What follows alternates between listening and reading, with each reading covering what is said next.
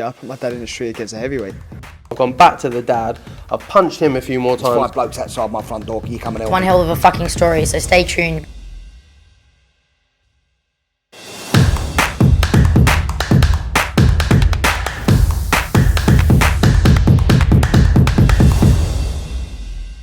Razabani for IFL TV, proudly sponsored by Everlast. Delighted to have with me once again Chris Eubank Jr. Chris, been a while, been a few months since the Liam Williams fight.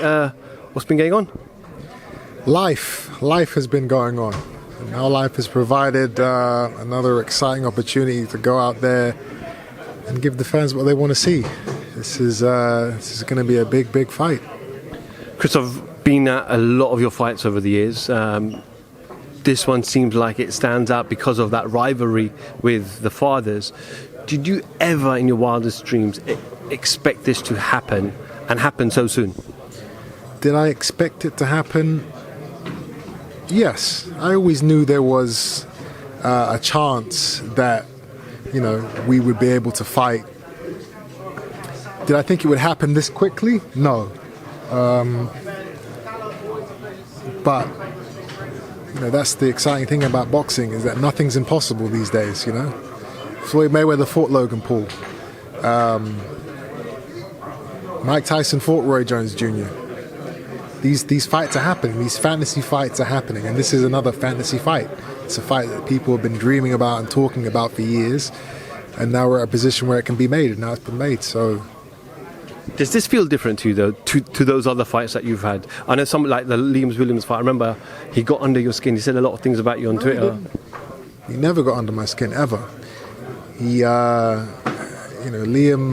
was, he was an uneducated meathead. You can't get underneath my skin that way. You have to be intelligent to get under my skin. I don't take anything. I don't let anybody have that type of power over me. In this fight with Conor, I'm under his skin, right where I want to be. I saw it here today in the press conference. He got upset. So, round one goes to Eubank Jr. You said in the press conference there, so why don't you elaborate that you're not going to be more than 60%. What do you mean by that? I mean exactly what I said. I don't need to be anything above 60% to beat a guy like Conor Benn. So I'll train, I'll prepare, and once I reach that 60%, I'll be good to go. The way everyone's talked about how great you are as an athlete and how great you look, and you don't have a lot of fat on your body. Your body fat's very, very, very low. Is it going to be tough to get down to the rumoured 157? Yes, extremely tough. That's another reason why I won't be 100%, because I'm going to have to cut weight that I've never cut before, and I'm restricted on how much weight I can then put back on. So it's impossible for me to be 100%, but I don't need to be. It wouldn't be fair if I was 100%. 60% is fair. Conor's had some great victories over the last couple of months, as you said in the press conference. Great momentum, highlight reel knockouts. Is this fight too soon for him? Yes. It is too soon for him from an ability standpoint, absolutely. From a business standpoint, it's great.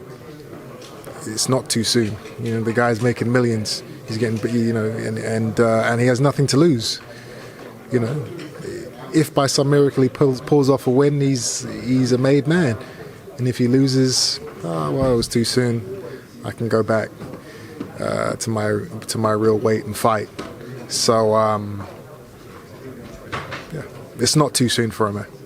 You said if Conor was to beat you, you would not fight again. You would. That's it. That's the end of you. I can't lose to Conor Benn and then come back and be respected in the sport. Not at middleweight. Just I'm gonna have to retire. Your father's had these great legacy fights. Do you feel like with the way social media is today and the powers of technology that this could be even bigger? I think so, yeah. I mean, you had 17 million viewers for their fight 30 years ago. You can't get those numbers now. But you can get those numbers after the fight has been shown. You know, it goes on the internet, it goes on YouTube, and then it goes around the world. So a lot more than 17 million people will actually end up seeing the fight, but just not on the night. So in that sense, you know, of course it can be bigger. What is the training situation with yourself? Obviously, I know you've been with Roy Jones for a number of years now. I saw a quote where you said that you wanted your father to be in your corner as well. So what is that situation with your training team? Yes, I do want my father in my corner for this fight. If that can't happen, then Roy will be with me. I told Roy I want him in my corner for the rest of my career, but this is the one fight where I would, you know, make an exception. I would have to, and I want to. I want my father there with me on a night like this, and I hope that Conor has his father in his corner with him too. Conor's team said that they spoke to Nigel before agreeing to this fight, and he said it was the right thing for him. It was an opportunity for him. What did your father tell you? He said, "Don't take the fight. Wait till next year. Build it. You know, get a few more wins under your belt. Let Conor get a few more wins. Build it up. Build the hype, and have it in a football stadium next year, which you could easily do." But you know, the time is now. I wasn't willing to risk something happening in the fight not taking place. I've done that before in the past, you know, in boxing and in life. You know, there's an opportunity in front of me, and I want to wait, or I don't take it because I want to wait for the perfect time. I'm not risking that for this fight. It's here, it's now, it's ready to go, and we're going to get it on. Has he gone missing? I mean, listen, he's not here. I don't know exactly where he is. I spoke to him he actually called me maybe 5 minutes before I came on. Said he was okay. Said go out there and do your thing. So he's not missing. But I don't know where he is, and I don't know what his mindset is on being involved in this fight. I hope, you know, I'm going to give him a call again after this, and we're going to figure it out. I hope that he's able to come with me through this journey. Chris, remember when you fought George Groves, and there was a massive difference in the ring on fight night in size. We saw how big George was. George was a big puncher as well, and he wasn't able to put you down. In fact, no one's ever put you down. Conor's very adamant that if he sees an opening, he's putting you to sleep. Where do you think he gets this confidence from, considering you have an iron chin? He's his father's son. You know, these guys they're hotheads. They are, you know, they believe in themselves. That's how you have to be a fighter. You can't sit up there talking about, oh, well, you know, I don't know if I'm going to be able to get him out of there. No, he has to believe that he's going to knock me out. That's the only chance he has of actually doing it. But, you know, I know the real boxing fans know that is an impossibility. The casual fans, you know, they look at his last few fights. Oh, he's knocking these guys out. He's going to knock Eubank out. And that's good. That's great, because that builds the hype and that builds the, you know, the debates and the arguments. But, you know, what's important is what I know, and that is that, you know, he has no shot. Eddie mentioned there about your style in your fight with Liam Williams. Is this fight going to go 12 rounds? No, it will not go 12 rounds. It can't. I don't think he can live with me for 12 rounds. I don't see the grade and the pedigree that people are giving him. But that's the exciting thing, you know. He has an opportunity to prove me wrong. October 8th, London, a packed out, a sold out O2 Arena. We're going to hear Still Dre coming down those ramps. You're going to have to purchase your DAZN pay-per-view package to find out the answer to that question. Just finally, Chris, before this fight was officially announced, you put a tweet out about jumping in the ring with Jake Paul and shutting him up. Were you dead serious about that? Absolutely. It's another fight that I can't lose. And, you know, it's an awesome business move financially and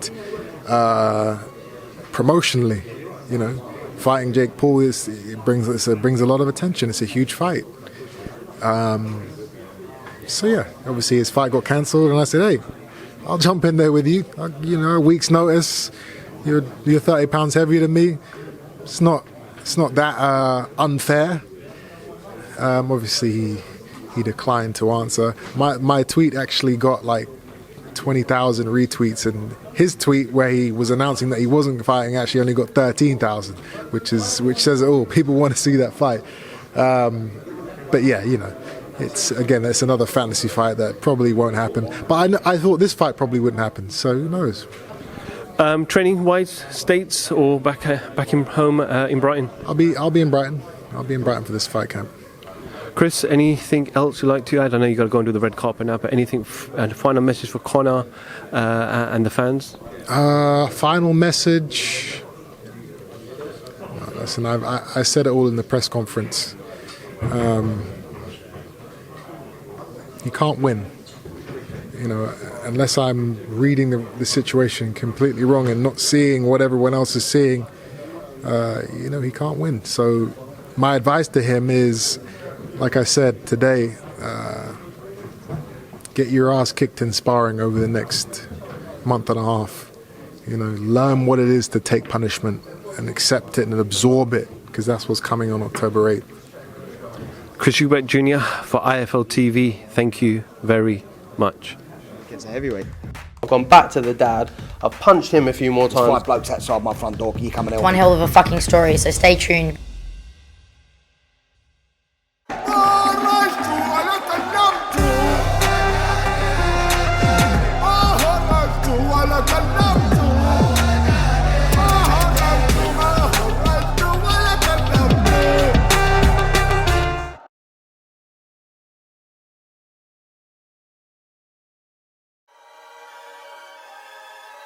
Welcome, Team Everlast, to the Team Everlast Fitness app.